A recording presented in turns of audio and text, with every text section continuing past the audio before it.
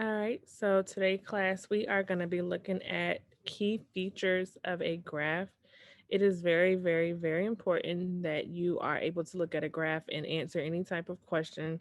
So sometimes you'll be presented with a graph and they may ask you certain things like what is the relative maximum, what is the relative minimum, what is the y-intercept, and different things like that. All right.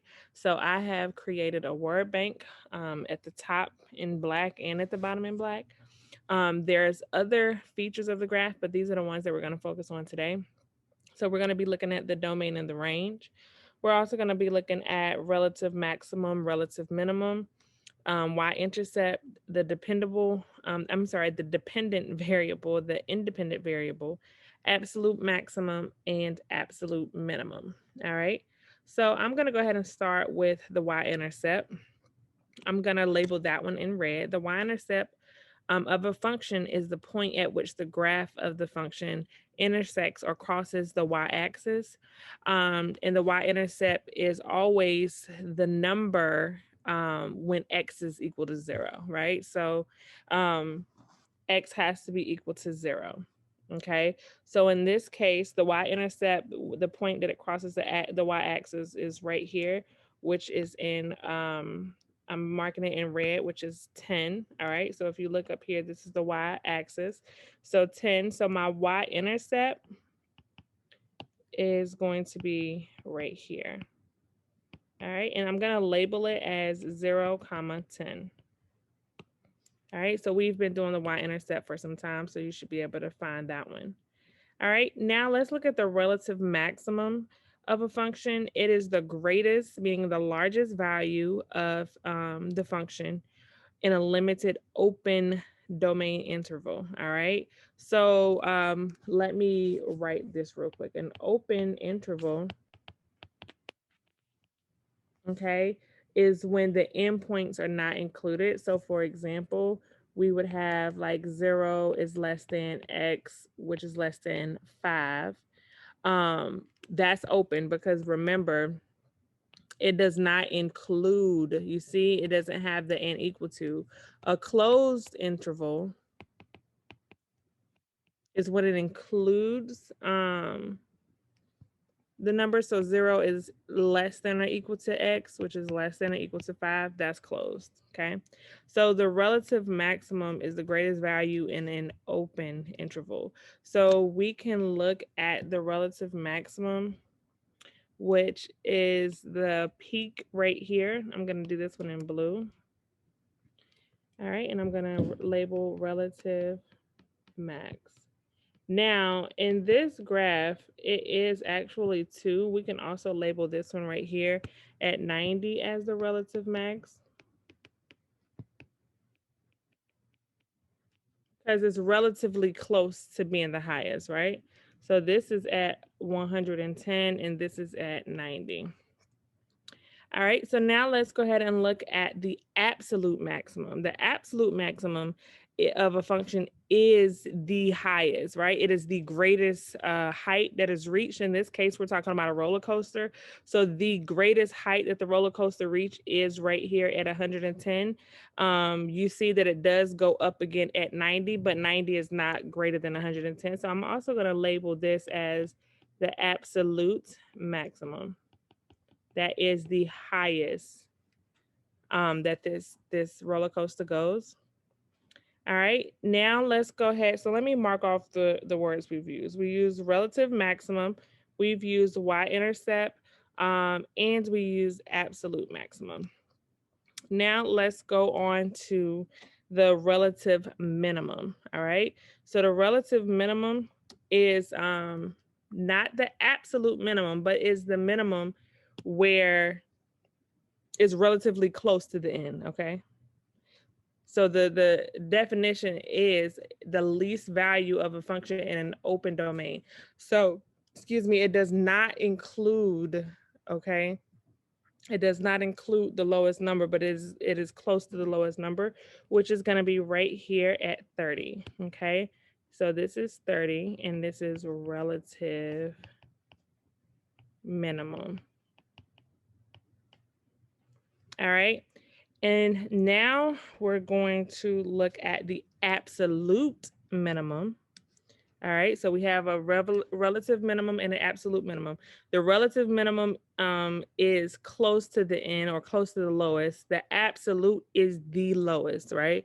It is the lowest point that the roller coaster go, and in this case, it is, or the lowest height. I'm sorry. In this case, it is 10 feet off the ground. So this right here would be the absolute minimum.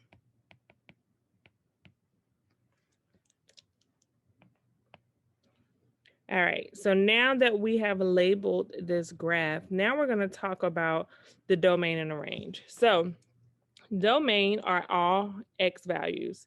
So I'm going to write down here by this. I'm going to say domain because the domain are the X values. Okay.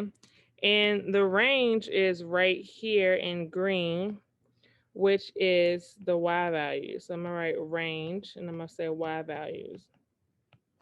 Okay, let's always remember that the domain is the X values, the range is the Y values. So in this case, we're talking about a roller coaster, the distance along the track, and then the height off of the ground in feet, right? So the domain values are all right. So we can write it in set notation. So let's look at the domain. All right, so remember the domain is the distance along the track. So if we start right here, it looks like it is counting up in 50. So this would be 50, 100, 150, 200, 250, and so forth. So this point right here would be 0, okay? So it goes from 0 all the way up to 1,250. So our X values for domain would be all real values of X, okay? So the domain would go from 0. 0 is less than or equal to X, which is less than or equal to 1,250. All right.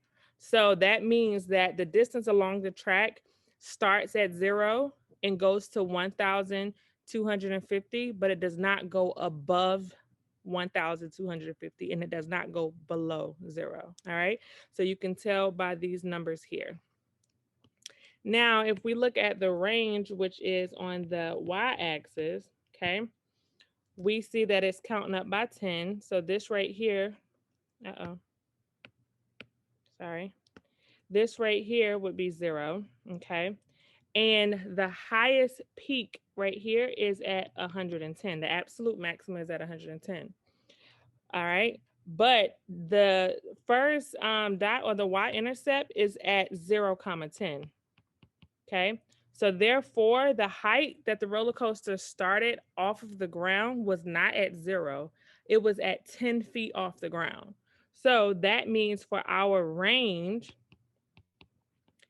the y values would be all values of y that starts at 10. Okay.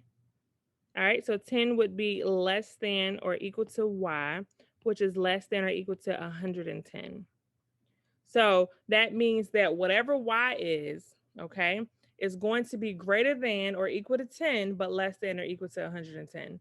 So the feet off the ground it starts at 10.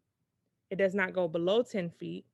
And then it goes all the way up to 110 feet, but it does not go higher than 110 feet. All right. So this is what's called set notation for your domain and your range. Now, there's one other thing on here that we did not talk about, which was the independent variable and the dependent variable. So your independent variables are going to be all of the values for X. It's your X axis, okay? And then your dependent is going to be your Y axis, all right? So that means the distance along the track is independent. The height above the ground is dependent. All right. So when you're thinking of terms of the roller coaster, okay, and we're talking about which value is going to be dependent and which value is going to be independent, the value or the height of the roller coaster is depending on the distance along the track, right? So if the roller coaster is just starting, which is at 10 feet off the ground, once it starts going along the track, then the height off the ground changes, right? So that means that X axis is the independent, like they do their own thing. They're not depending on anybody. But the Y axis is depending on whatever the X axis does, okay? So a dependent variable is the variable whose value is determined by the input of the independent variable, okay? So the Y variable is depending on the X.